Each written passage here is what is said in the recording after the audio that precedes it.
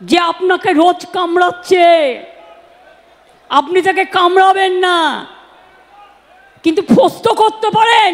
এগুলো তাদের ভণ্ডামি, এটা তাদের বাড়াবাড়ি। তাদের পিছনে ব্যাকগ্রাউন্ডে কোনো পলিটিক্যাল শক্তি আছে। ডাক্তাররা রাজনীতি করে।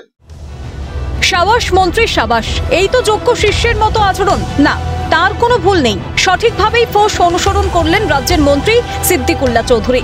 সবাই এক সারিতে, কখনো কল্যাণ বন্দ্যোপাধ্যায়, কখনো উদয়ন গুহ, আবার কখনো তৃণমূল বিধায়ক তাপস চট্টোপাধ্যায়। সবাই ফোর্স করছেন জুনিয়র চিকিৎসকদের আন্দোলনকে। সতীর্থ চিকিৎসকের মৃত্যুর বিচার চেয়ে তারা আন্দোলনে। হক আদায়ে মেরুদণ্ড সোজা রেখেই লড়াই চালাচ্ছেন তারা। আর ততই স্নায়ুর চাপ বাড়ছে শাসক নেতাদের, আর তখনই তারা ফোর্স করছেন। চলছে নম্বর বাড়ানোর প্রতিযোগিতা। এই তালিকায় নবতম সংযোজন রাজ্যের মন্ত্রী সিদ্দিকুল্লাহ চৌধুরী। বৈঠকের লাইভ স্ট্রিমিং নিয়ে তাদের অনড় মনোভাবকে কুৎসিতভাবে আক্রমণ করলেন বর্ষিয়ান এই মন্ত্রী। সোজা বললেন, লাইভ স্ট্রিমিং করাটা ডাক্তারদের ভণ্ডামি এবং বাড়াবাড়ি। সঙ্গে জুড়লেন মাইনের প্রসঙ্গ।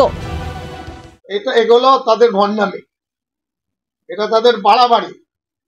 তাদের পিছনে ব্যাকগ্রাউন্ডে কোনো পলিটিক্যাল শক্তি আছে। ডাক্তাররা রাজনীতি করে। রাজ্যের মুখ্যমন্ত্রীকে বিশ্বাস নেই, মাসে যখন মাইনে পান তখন বিশ্বাস হয়।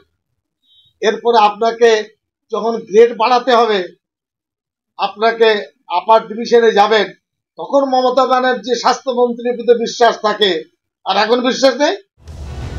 রাজ্যের এক মন্ত্রীর মন্তব্যের প্রেক্ষিতে উঠছে একাধিক প্রশ্ন। জুনিয়র চিকিৎসকেরা নিজেদের স্বার্থে লাইভ স্ট্রিমিং চাইছিলেন না, সমাজের সব স্তরের মানুষকে বৈঠকের সাক্ষী রাখতেই তারা চেষ্টা করছিলেন। ফলে এতে ভুল কোথায়? শেষ পর্যন্ত তো কাদম্বিনীর মুখ চেয়ে তারা যোগ দিলেন বৈঠকে। কিন্তু আপনার সরকারের মনোভাব রাজ্যবাসীর কাছে স্পষ্ট হলো। তা কি বলার অপেক্ষা রাখে? বৈঠকে লাইভ স্ট্রিমিং না করা নিয়ে কড়া সমালোচনা করেছেন বিজেপির রাজ্য সভাপতি সুকান্ত মজুমদার। ডাক্তারবাবুদের প্রশ্নের উত্তর মুখ্যমন্ত্রীর কাছে নেই, তাই লাইভ স্ট্রিমিং এ ভয়, কটাক্ষ সুকান্তর।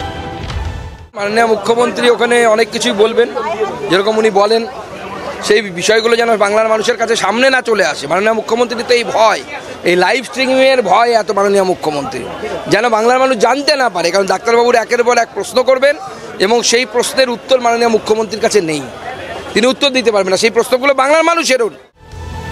নাছোড় মনোভাবের পরেও শুধুমাত্র 5 দফা দাবির জন্য জুনিয়র চিকিৎসকেরা নমনীয় হলেন, কিন্তু বর্ষিয়ান নেতারা ভেবে দেখবেন। ক্যালকাটা নিউজ।